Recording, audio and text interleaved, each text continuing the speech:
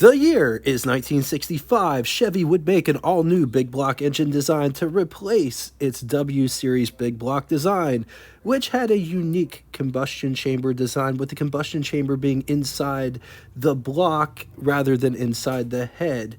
The new engine block design would have more of a traditional combustion chamber inside the head, wedge shape, which was attached to the conventional 90-degree deck. The valves used the same arrangement as the W Series, but were more inclined and designed to open away from the combustion chamber and cylinder walls, which was made possible by stud-mounted rocker arms. The automotive press would call this engine the Porcupine design.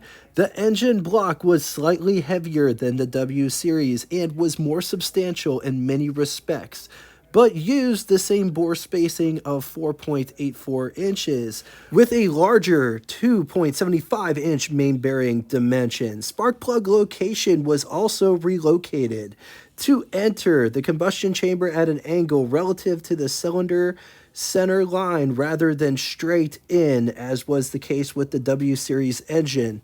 And the easiest way to tell the W Series from the later big blocks is because of the new spark plug angle. The Chevy Big Blocks that came later don't have the scalloped valve covers and use a wider rectangular valve cover.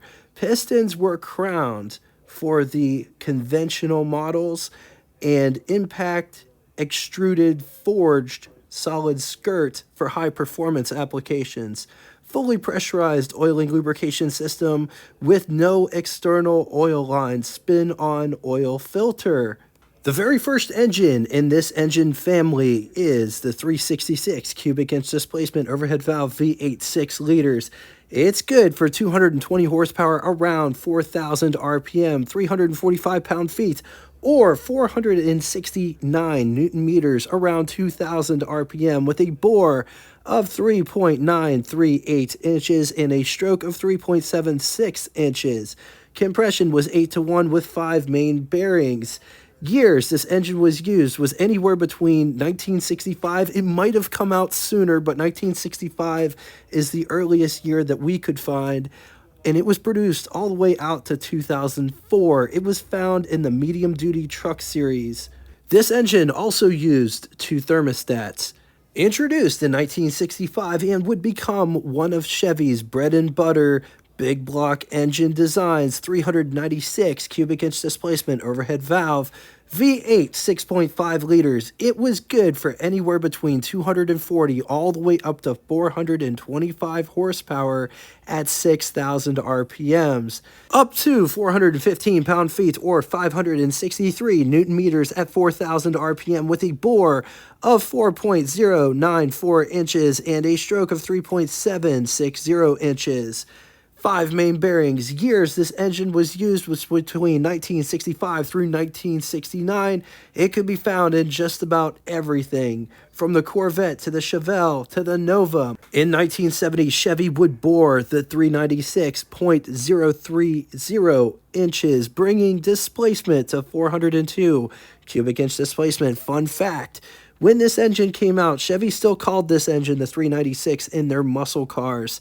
In trucks, this engine was called the 402, and in large cars, it was called the Turbo 400. All the same engine, just different names. 402 cubic inch displacement, overhead valve V8 6.6 liters. It was good for between 210 to 330 horsepower at 4,800 RPM, up to 410 pound-feet or 556 newton meters at 3,200 RPM, with a bore of 4.1 inches and a stroke of 3.760 inches.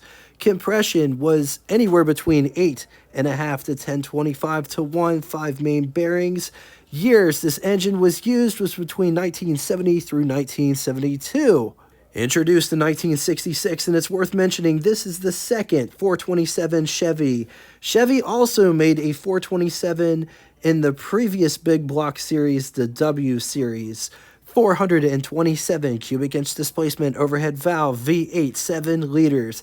It's good for anywhere between 280 all the way up to 524 horsepower, which could be found in the ZL1 at 6,000 RPM, up to 460 pound-feet or 624 newton meters at around 4,000 RPM with a bore of 425 inches and a stroke of 3.760 inches. Compression is anywhere between 8.5 to 11 to 1. 5 main bearings. Years this engine was used was between 1966 and it was produced all the way up until the mid-90s. The 427 could be had in the Corvette line, as well as the truck line, as well as other cars. In 1970, displacement would grow for the final time. Stroke would increase to 4 inches, bringing displacement to 454. Cubic inch displacement, overhead valve V8, 7.4 liters. It was good for anywhere between 230 all the way up to 465 horsepower at 6,000 RPM. Up to 610 pound-feet or 827 newton meters at 4,000 RPM with a bore of 4.25 inches and a stroke of 4 inches. Compression with 5 main bearings. Years this engine was used, 1970 through 2001, and it could be found in literally anything. The Capri, Chevelle, Monte Carlo, El Camino, Corvette, among many other cars. In 1991, General Motors would make big changes to their big block engine design, going to a single-piece rear seal. All blocks got 4 main bearings. Main oil gallery was moved from near the oil pan to near the camshaft. Valve train was not adjustable, among many other changes and provisions. But as they say, that is another engine episode for another day. All right, now it's time for Would You Rather Big Block Edition.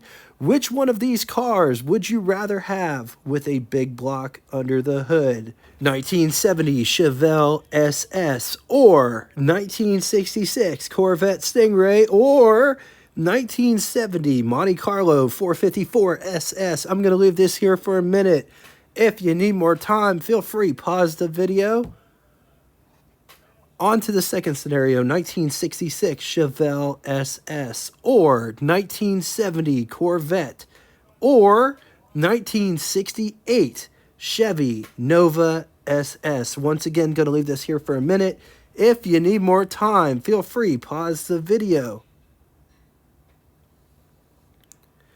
All right, now it's time for Name That Tune. First person to give both the name of the band, song title, and what comes next, what lyric comes next, will have their comment pinned to the top of the comment section. I opened up the glove box and that's when I found the note.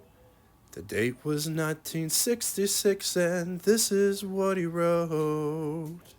Thank you all so much for coming out and watching this. If you'd like to get in touch with me, shoot me a comment in the comment section below, or check out our Facebook group that correlates with this YouTube channel, gives you the opportunity to share ride stories, experiences, anything car relatable is shareable on there.